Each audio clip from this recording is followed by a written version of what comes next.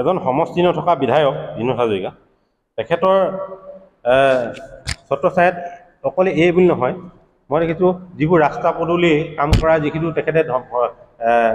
প্ৰচাৰ কৰি থাকে আমি ৰাস্তা পদূলি বনাই শেষ কৰি দিলোঁ আমাৰ ইয়াত কোনো বিৰোধী নাই কোনো সমস্যা নাই এই ভণ্ডামি মই বিধায়কজনক ক'ব যে এতিয়াও প্ৰত্যেকটো পঞ্চায়তত 15-20টাকৈ ৰাস্তা নবনোৱাকৈ আছে মই তেখেতে যদি দেখা নাই আমি দেখুৱাই দিম 15-20টাকৈ ৰাস্তা এতিয়াও কেঁচা ৰাস্তা আছে প্ৰত্যেকটো পঞ্চায়তত ইয়াৰ যিটো সমস্যা আজি যিটো আপোনাৰ লাহোৱাল স্বাস্থ্য কেন্দ্ৰ আছে যিটো স্বাস্থ্য কেন্দ্ৰৰ কি অৱস্থা তেখেতে কেতিয়াবা আহি চাইছেনে প্ৰসূতি মৃত্যুৰ হাৰ আটাইতকৈ বেছি প্ৰসূতি মৃত্যুৰ হাৰ তাত কাৰেণ্টৰ বিজুলী বাতিৰ অৱস্থা বেয়া চিকিৎসক নাথাকে যে আপুনি এতিয়া এইটো অঞ্চলৰ যিটো মোহনবাৰী এলেকা যিটো মদাৰখাট ACB মদাৰখাট যিটো এৰিয়া পৰে মদাৰখাটৰ শাখা যিটো হেৰি আছে বিদ্যুৎ বিভাগ আছে তাত প্ৰায় সময়তে অকণমান বতাহ এজাক মাৰিলে বিজুলী নাইকিয়া হয় ৰাইজে আজি এতিয়া নহয় প্ৰায় আজিলৈকে মানে যেতিয়াৰ পৰা ইয়াত কানেকশ্যন দিছে তেতিয়াৰ পৰাই বিভিন্ন ধৰণে ৰাইজে ভোগ কৰিবলগীয়া হৈছে দুৰ্ভোগত ভুগিছে আৰু ৰাইজে ৰাতি উঠি গৈ বিদ্যুৎ বিভাগৰ কাৰ্যালয়ত ঘেৰাও দিবলগীয়া হৈছে তেনেকুৱা ধৰণৰ পৰিস্থিতি এতিয়া চলি আছে কেৱল অকলে কেইটামান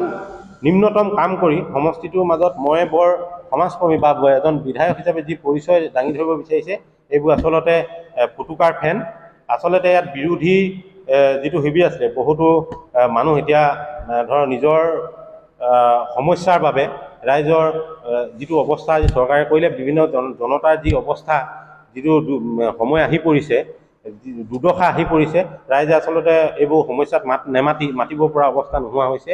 মানুহবোৰ আচলতে নিজৰ জীৱন সংগ্ৰামত ব্যস্ত হৈছে সেই সুযোগ লৈ আচলতে ইয়াত বিভিন্ন ধৰণৰ দুৰ্নীতি কৰি সমষ্টিটো গুৰ কাষে মানে ভোগ কৰি একাংশসকলে খাই আছে লাহোৱালত সমাজকৰ্মী নামত কেৱল ব্যৱসায় চলিছে সমাজকৰ্মী নামত ইয়াত কেৱল অকলে নিজৰ যিবোৰ নিজৰ সুবিধা নিজৰ আপোনাৰ নিজৰ যিটো ইচ্ছা নিজৰ হেৰিবিলাক পূৰণ কৰিছে আৰু বেলেগ একো হোৱা নাই লাহোৱাল সমষ্টি থকাৰ বাবে লাহোৱাল সমষ্টিটো তেখেতে এৰি দিলে লাহোৱাল সমষ্টিটো আমাৰ মাজৰ পৰা হেৰাই গ'ল ৰহমৰীয়া যেনেকৈ এতিয়া হেৰাই যোৱাৰ প্ৰথম হ'ল লাহোৱালো সেইধৰণে ডিলিমিটেশ্যনৰ সময়ত তেখেতে এৰি দিলে সমষ্টিটো তেখেতে ৰক্ষা কৰিব নোৱাৰিলে সেই সময়ত আমাৰ লাহোৱাল অঞ্চলৰ দল সংগঠনকে লৈ আমি যথেষ্ট আন্দোলনৰ এটা পৰিৱেশ সৃষ্টি কৰিছিলোঁ সেই আন্দোলনৰ ফলত লাহোৱালৰ নামটো চাবুৱাৰ পিছত থাকি গ'ল তেখেত আচলতে এতিয়া এজন সমষ্টি নথকা বিধায়ক যিজনে তেখেতে নিজে লজ্জিত হৈ নিজৰ বিধায়ক পদ ত্যাগ কৰিব লাগে তেখেতে নিজৰ সমষ্টিটো ৰক্ষা কৰিব নোৱাৰিলে সেইজন বিধায়কে কি ধৰণে নিজৰ সমষ্টিটোক সুৰক্ষা দিব কি ধৰণে ৰহমৰীয়াৰ গৰাখহনীয়া অঞ্চল সুৰক্ষিত দিব কেৱল লুণ্ঠন আৰু লুণ্ঠন যি লুণ্ঠনক কেৱল তেখেতৰ কিছুমান সৰু সুৰা কাৰ্য যিবোৰ নিম্নতম কাম যেনেধৰণে এখন চৰকাৰৰ এইবোৰ নিম্নতম কাম যে এটা ৰাস্তা পদূলি বনোৱা ক'ৰবাত বিল্ডিং বনোৱা সেইবোৰ নিম্নতম কাম যিহেতু ৰাইজৰ পৰা টকা ৰাজহ সংগ্ৰহ কৰিছে তেখেতলোকে উন্নয়নমূলক কাম কৰিবই লাগিব সেই উন্নয়নমূলক কাম কৰি তেখেতে বা ল'ব বিচাৰে কিন্তু যিবোৰ মূল আমাৰ সমস্যা লাহোৱালৰ যিবোৰ মূল সমস্যা সেই সমস্যাবোৰ এতিয়াও সমাধান হোৱা নাই গতিকে মই এই মঞ্চৰ পৰা মই আজি আহ্বান জনাইছোঁ আৰু মই এই ন্যায়িক তদন্তৰ বাবে এই যি তেখেতৰ কাৰ্যকালত 2021 চনৰ পৰা যি 45 কোটি টকাৰ যি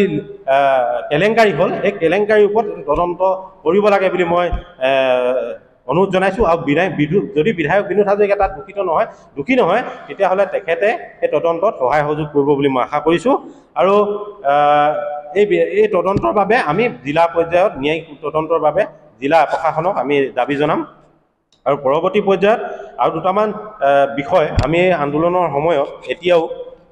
আমি যিহেতু সেই সময়ত সমষ্টিটো ৰক্ষাৰ বাবে আমি আন্দোলন কৰিছিলোঁ লাহোৱালৰ কেইবাজনো দল সংগঠনৰ বিষয়ববীয়া